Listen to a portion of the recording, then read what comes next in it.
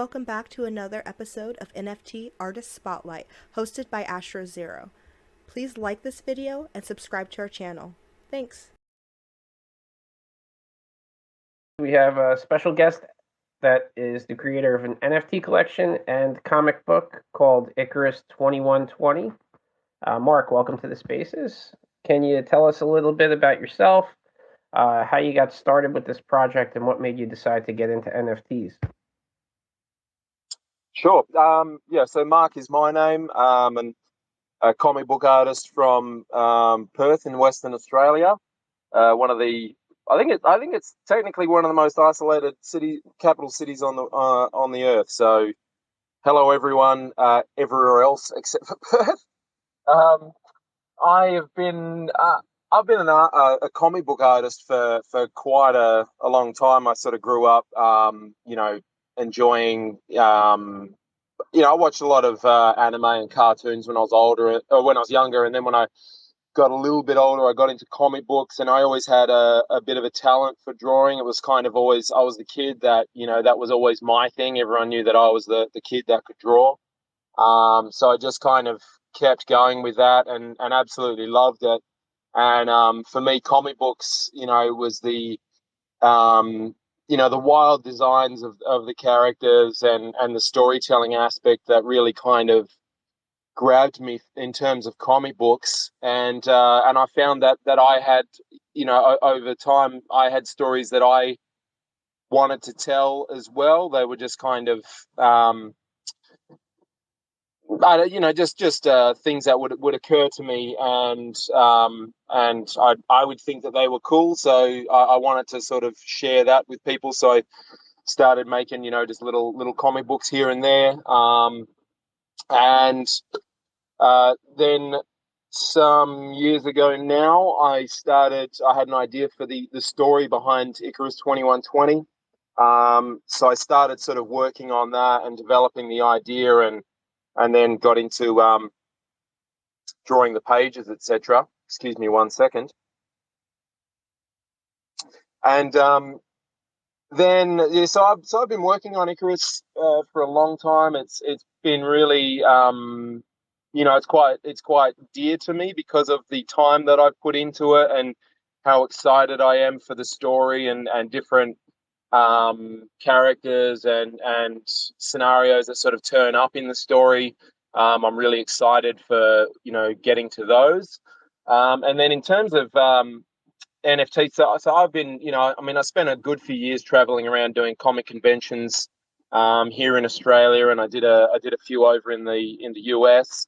So it was a really great time to meet other artists, because most of the time, sort of growing up and in my sort of earlier adult years, I didn't really know too many other artists. So when I started doing conventions, and just meeting people that were interested in similar things, I made a lot of good friends really, really, really quickly.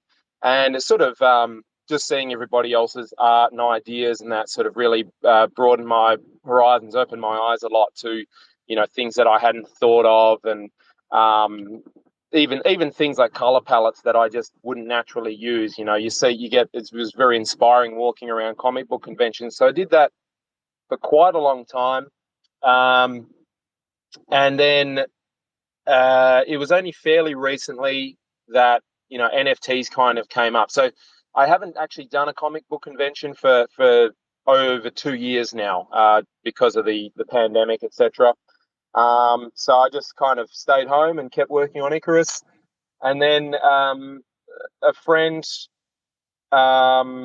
mentioned, NFTs to me. I'd already sort of started trading a little bit of crypto and that kind of thing, but wasn't too heavily into it. And so he showed me, Nifty Gateway, and there's an artist that we sort of both knew, and he was making enormous amounts of money. And to be honest, I thought NFTs were the dumbest thing ever. Like I was someone who had been traveling around and selling, posters for $20 and original art for, $100, $200, whatever it was. And to me, for someone to release a digital collection, not that I have anything against digital artists, like a digital artist is an artist, and it takes just as much skill as working with a pencil. To put a collection up of and sort of an open edition, or a collection where it's 1,000 of the images and people were spending a lot of money to have a serial number that said they owned one, to me that just seemed completely stupid.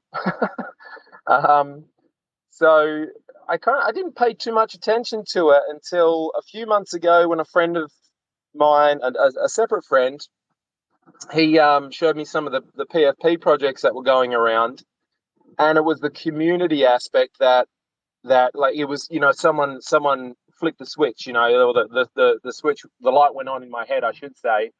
I saw the community aspect of it. I saw that they weren't just buying a JPEG, they were buying a ticket into a community where they could also make money if they wanted to, flip the JPEG or whatever.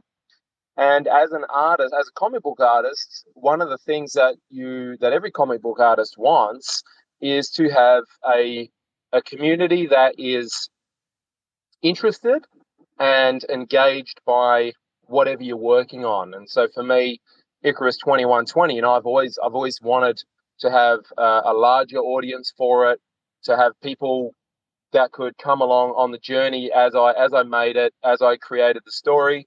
So for me, it was that moment that I went, this is it. Like, I can tie this to Icarus 2120. I can get people on board. They can own, a little piece of it in some way, and then moving forward, with the roadmap, all those people can hopefully, stick around and benefit from everything that comes. So that basically brings us to today, me sitting under a tree, talking to you guys. Awesome. So how does the thought process and creative process work with making a comic book? Do you write the storyline first and then do the picture portion? Do you do the picture portion first and then write the story after? Or you kind of do them at the same time, and it just kind of morphs into something as you go along? I think every artist is different. Every creator is different. For me, it usually starts with just sort of the basic idea, a story, usually like one little sort of catalyst, one event that is the seed for the story. And then I typically just kind of run it through my head. And I think because I've been an artist all my life, the artwork, the visual side of it comes along at the same time. So as I'm creating the story, scenes and ideas and designs come to mind, and if I like it enough, then I see if I can incorporate that into the story, and then the actual script comes after. Now, I didn't actually sit down and write a script for Icarus for quite some time, and I thought that I knew the story back to front. Like, I knew all the important points, and I knew how it started. I knew the important milestones in the story. I know how it ends, or I knew how it ended. And then I actually sort of sat down to actually start writing the script, writing dialogue and that sort of thing. And what I found very interesting with that is that this story that I thought that I knew so well, I started, discovering, plot holes and character motivations that didn't make any sense at all. So that led me to find solutions for that and adjust the story. While the story is called Icarus 2120, I was very surprised as I wrote it to find that the story it's definitely about Icarus from Greek mythology, but there are some main characters in the story, and it's equally as much about them. That kind of just was a natural progression. So for me, it starts with the seed of an idea. It develops into something that I think is cool. The ending comes to mind, and then basically finding my way to that and making it as interesting as possible, incorporating all the things that I enjoy. and then writing the script and developing it from that point on. How long have you been working on this project?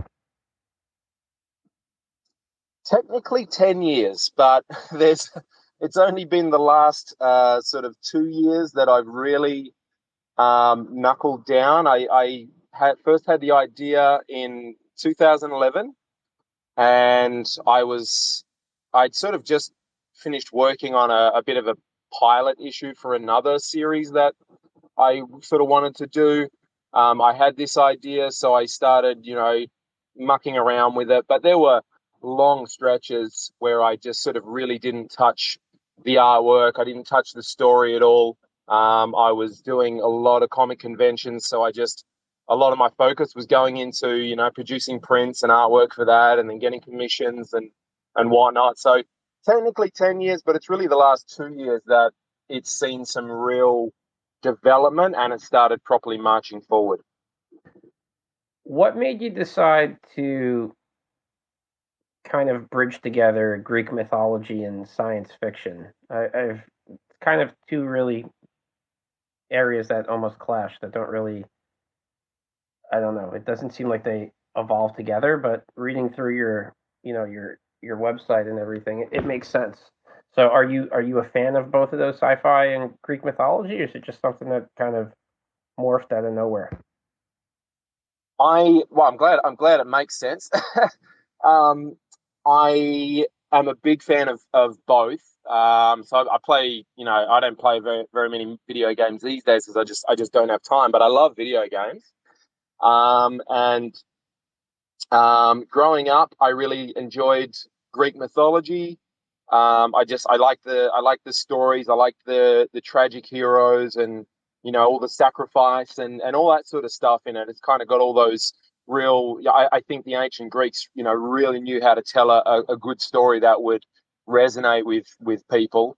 So growing up, I always really enjoyed Greek mythology, and I loved cyberpunk sci-fi as well. I was watching Techno Man, which you guys might know as Tekkaman Blade. I'm not sure. We had a different title for it over here. So I was watching, mecha anime and that kind of thing, and then Akira as well. So I kind of got into that real sort of cyberpunk dystopian flavor. But then the seed of the idea I owe entirely, or almost entirely, I would say, to the Juice X series. It was, in fact, I think in 2011 that Juice X Human Revolution came out, and there's a trailer. If you actually look up one of the trailers, there's it's Icarus themed. It's basically the protagonist is having this sort of dream while he's in surgery that he's having these wings sewn onto him and flying up to the sun. And the story really is very much about technology and human advancement. And in particular with the story, there's a big theme about how it brings humanity to the end of almost to the brink of destruction. So there's a big parallel with that between the story of Icarus and Daedalus, in that Daedalus, he creates the labyrinth, he gets them, his grand design ends up getting them in trouble. Basically, they get imprisoned, and then it's his creation, it's his invention that leads to the death of his son. So that in that trailer, there's one moment when, in his dream, he flies up toward the sun, and there's it's literally like half a second. It's like a half a second shot of the protagonist with wings burning up in the sun, and that was it. I was like, I sort of, from that I went, what if it was actually Greek mythology, and the character Icarus, he comes forward into the future, and things go from there. So the story that I'm creating is very different to Juice X, and it actually, it involves directly Greek mythology. So there's two timelines: there's the ancient past and there's the future. So it's very different to Juice X, but I owe that initial thought to the Juice X series. So the comic book is completely free for anybody to read online if they go to comic.icarus2120.com, which I think is really awesome that you're offering that to people for free, because a lot of work goes into that. 117 pages. What made you decide to do the comic in black and white and no color? I'm working on it myself, or two reasons. I'm working on it myself, so if I had to color it, it would be almost impossible for time. I originally started doing it just in black and white, and then I thought, and it was just too. I feel like my black and white work wasn't strong enough to stand on its own strictly as black and white. So I thought if I can incorporate some grey tones into it, just add some depth to the artwork as well, then that would help. And that sort of became full on. It's in sort of grayscale, but there's a lot of time that actually goes into the grey tones as well. But colors are a whole different beast.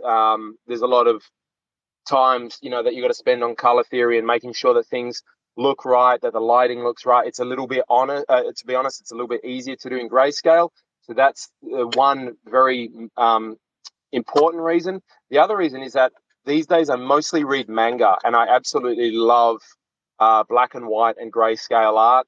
And there are a few American comic book artists who their black and white or grayscale work is so strong that I wish that they would actually release the books without color, because the artwork just stands so firmly on its own without color.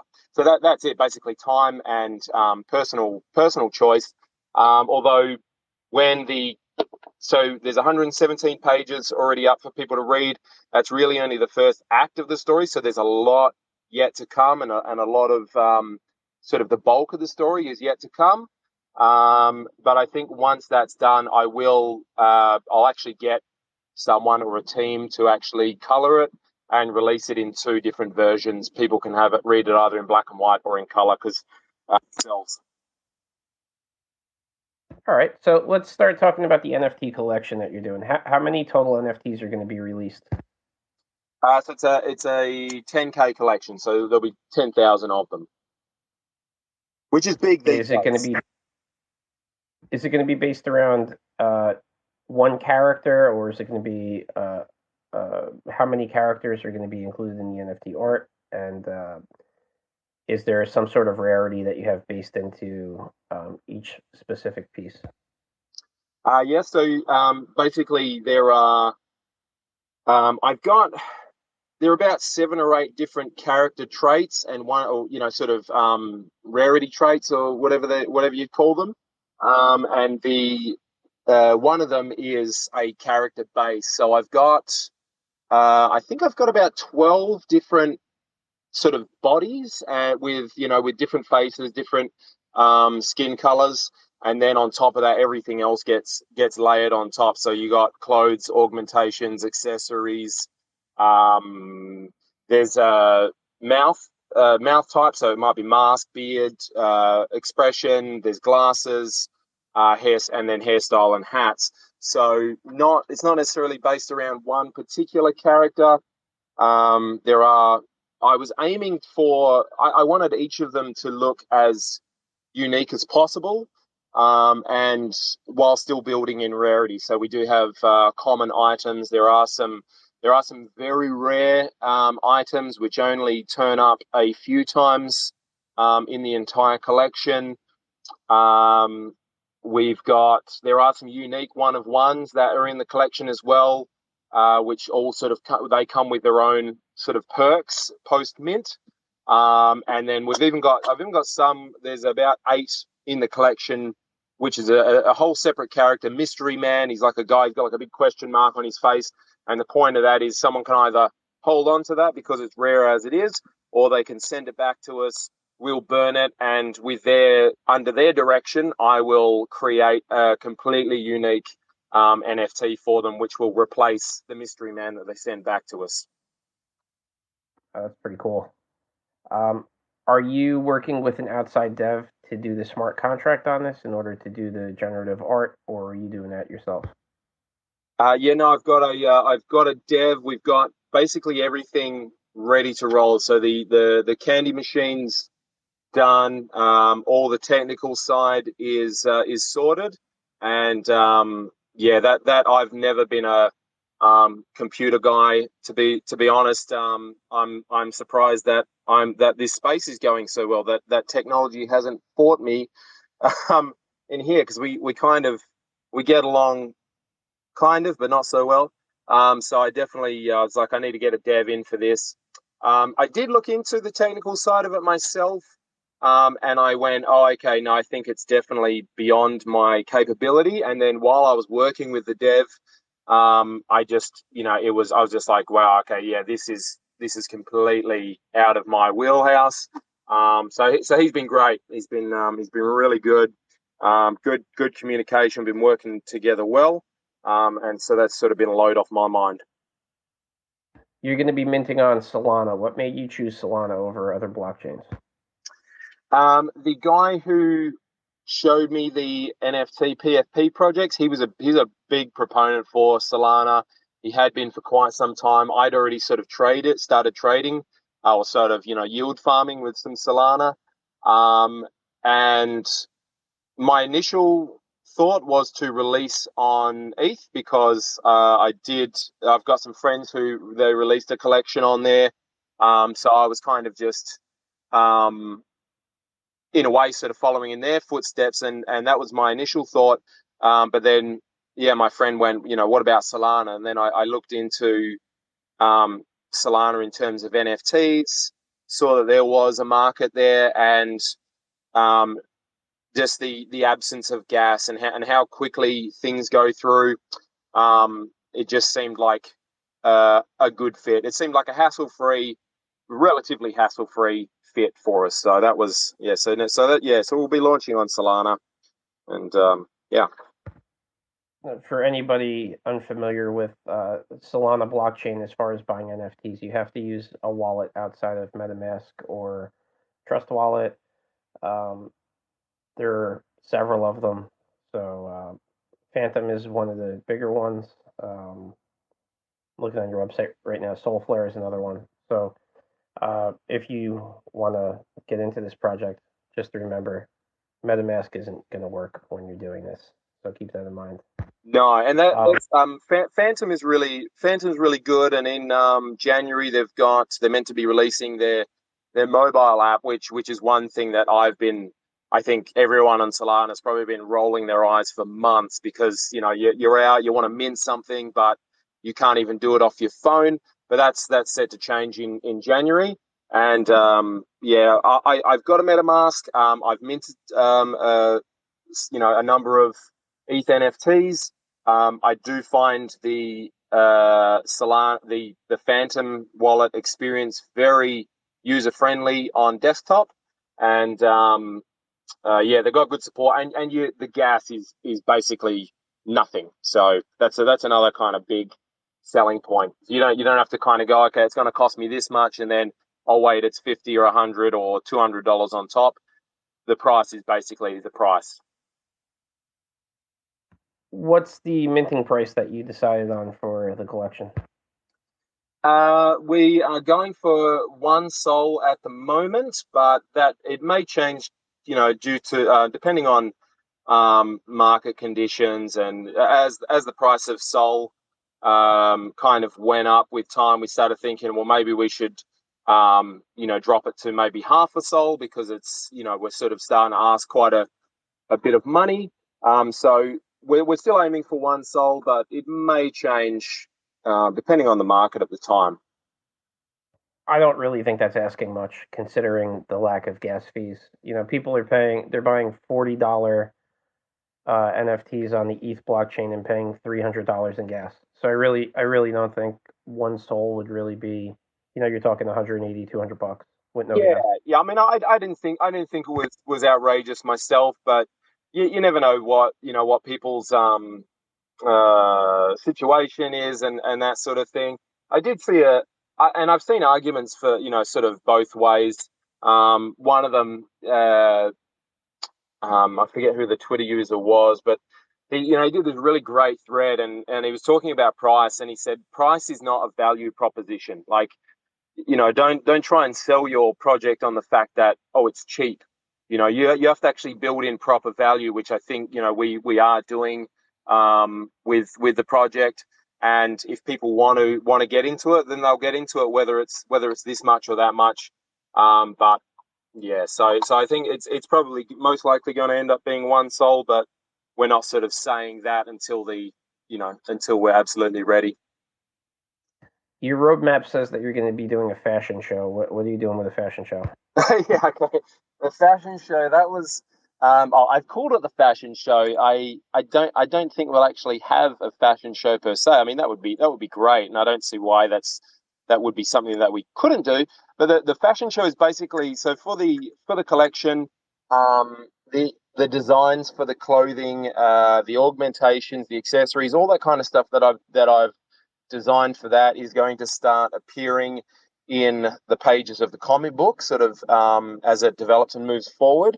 But I had so much fun designing a lot of these clothes, like some of the coats and that kind of thing.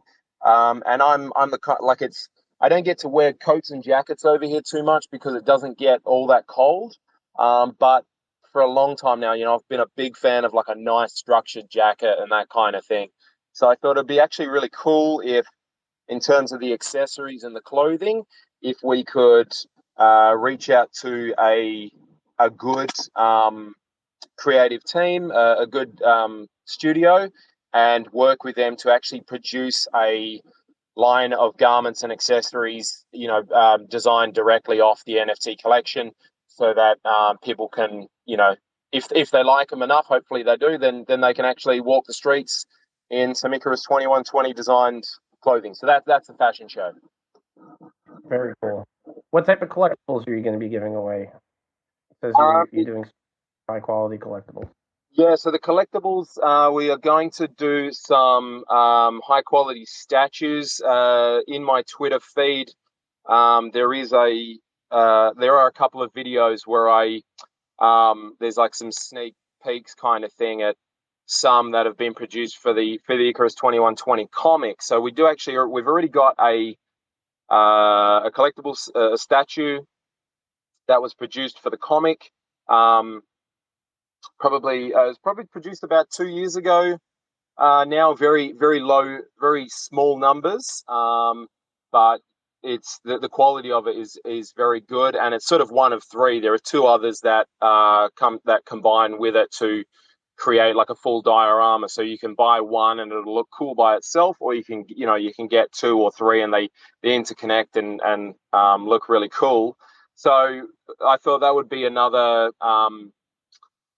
something fun and interesting to do for the roadmap, is basically when once we've minted, go to the community and go, okay, what do we like, and put it to a vote, and then I will actually design up based on what the community sort of is looking for. I'll design up a few statues, which will then be properly produced, professional standards and all that kind of thing, and then they'll be available to holders. I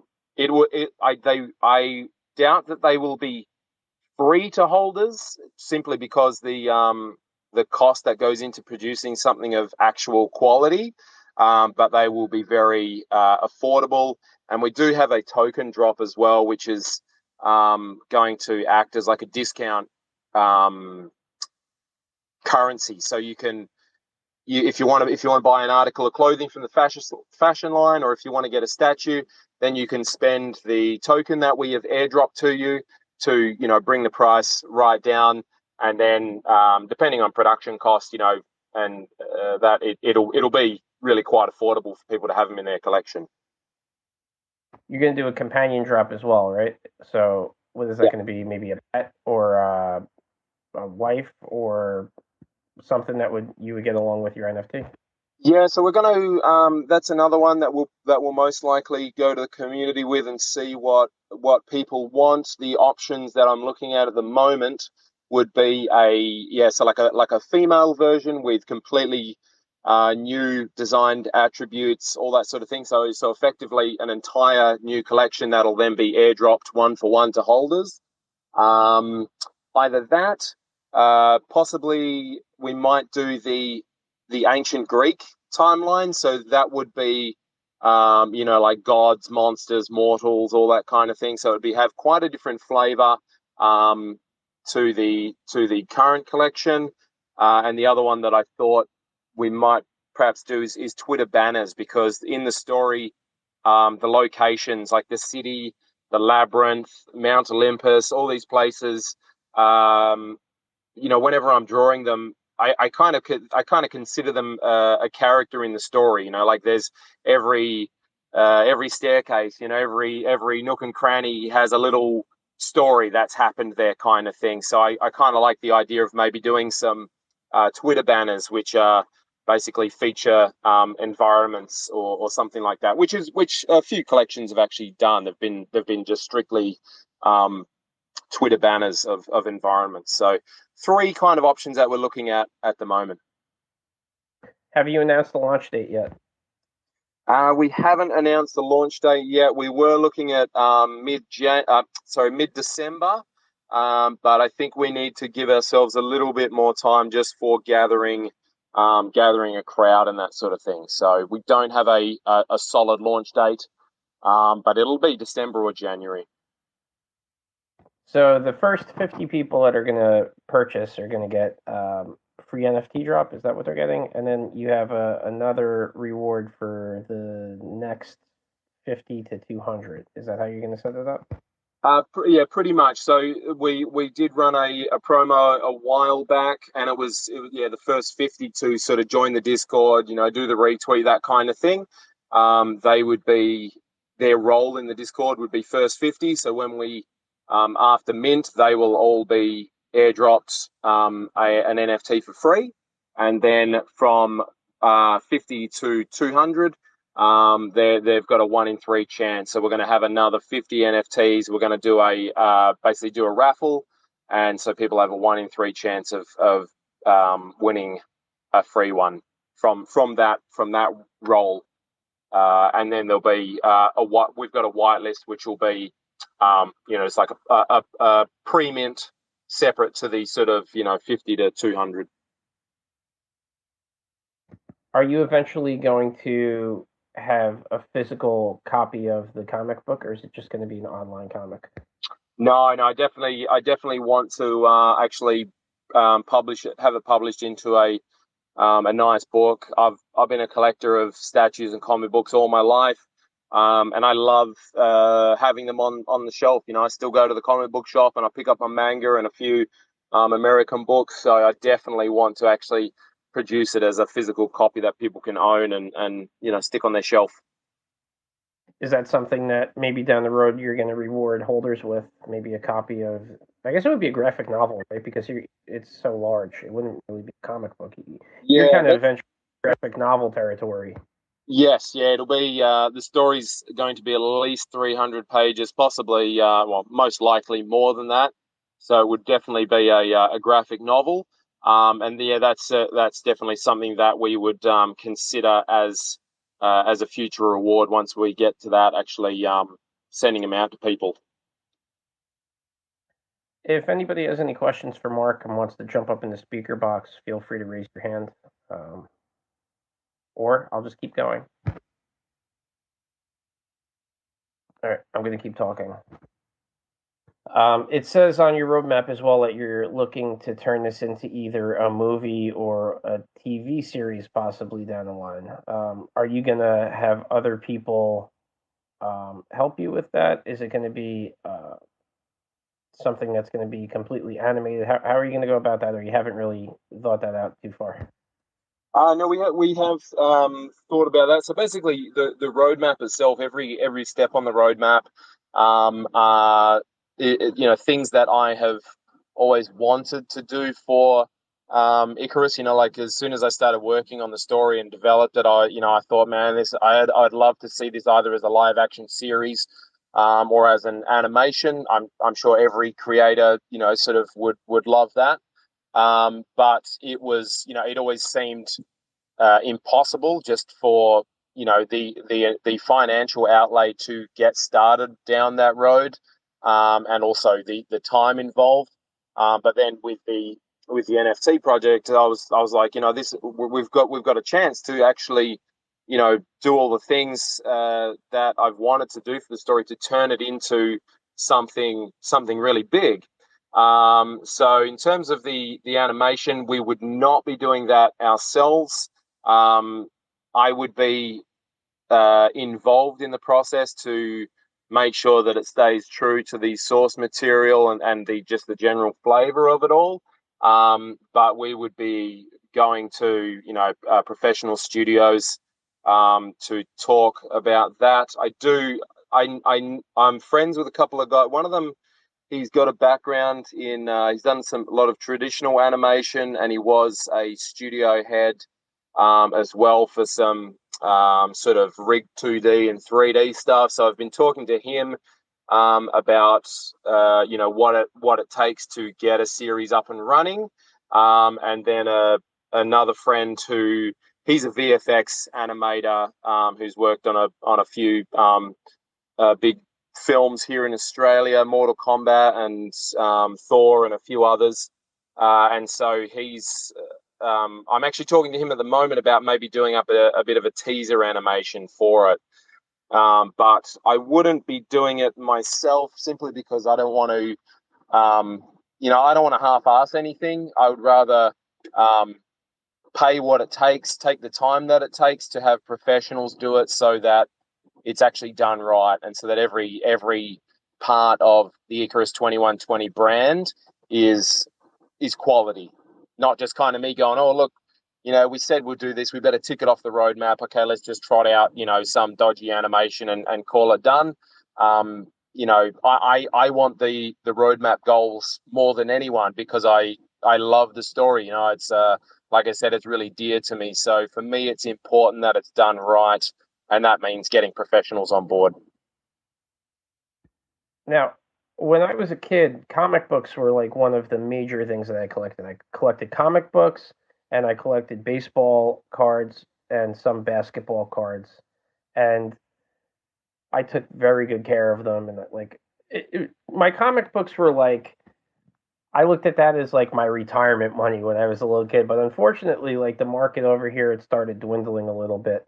Do you feel that with the increase in awareness towards NFTs that we're going to have a little bit of a resurgence in the comic book market? I think there's potential for it, with coming from the right projects. The comic books here in Australia, they were even more sort of niche than they've become even more niche than what they would be in the US. And like I said, I've been a collector, all my life of statues and comic books, and I think there's potential for a lot of bleed over between people who trade crypto and NFTs and people who collect comic books and statues. And so I think there is potential if NFT projects do it right. And if the stories are good, if the artwork is good, I think there is big potential for actually onboarding people who are very online native to easily read online comic books, and maybe even go to a brick and mortar shop and buy one if they enjoy it enough. And then I think there's also potential. One thing that I find very interesting is the potential for bringing people from the comic book and collector world over into NFTs. So sort of like a two-way stream, because as a collector, NFTs they're a collectible in themselves. So if someone is interested in collecting comic books for art or for the story, if they're a person who buys lots of statues, and that's a there's a lot of money in that market as well. Then there's a lot of potential for them to actually see value in NFTs and sort of come over and get into that as well. So there's potential for a two-way stream there, I think. The thing that I really like about the idea of putting comic books on the blockchain is I don't really have to take care of them with the effort that I used to. I used to have to buy backboards. I used to have to get the sleeves to put the comic books in. I used to have to store it in a place where it's not going to get damaged. I would have to keep it somewhere in the house where it's not going to get water damage if it floods, or there were so many so many different variables where my comics could get damaged and would end up being worthless, and it would just be a piece of paper, and we don't have that with the blockchain. Everything is going to be in mint condition. It's going to be there. It's going to be authenticated right from the author who wrote it. I just think there's a lot of potential in it. I think it's something that, as long as we could get the right audience into that realm, I think it's really going to take off. Yeah, you're definitely right. In that you can literally keep it in the condition that you bought it. It doesn't take up any space in your house. And yeah, I think if the artwork is good and people can literally click a couple buttons and start reading, then there is huge potential for them to actually sit down and read something and go, you know what, I didn't think that I would ever say this, but I'm a comic book fan, and then who knows sort of where it goes from there. So it'll be very interesting to see what happens, with the two spaces. But like I said, I think that the mentality of people in crypto and NFTs has a lot of similarities with just sort of collectors of real life kind of collectibles. Have you spoken to any other comic book artists that you know by you that are also interested in getting into the NFT space? I know of one other here in Perth. Another friend of mine. He's got a collection that he's working on, but he's not really interested in the NFT side of it himself. I don't think. I think it was more a friend of his who's a real kind of crypto native who went, hey Levi, I know that you draw super well. Let's team up. So he doesn't he's not into it too much himself, though I think with time he will be.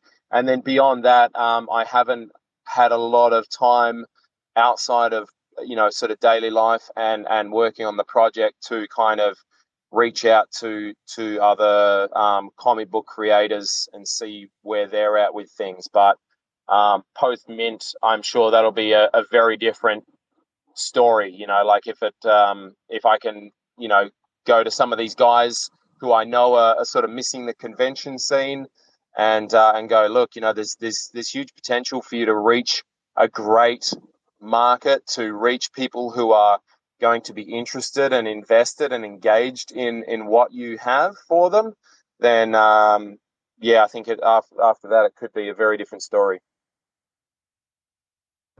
So you were saying earlier that you thought NFTs were kind of silly. I did too when I first started looking at them, but there is value in them. Have you started collecting any yourself?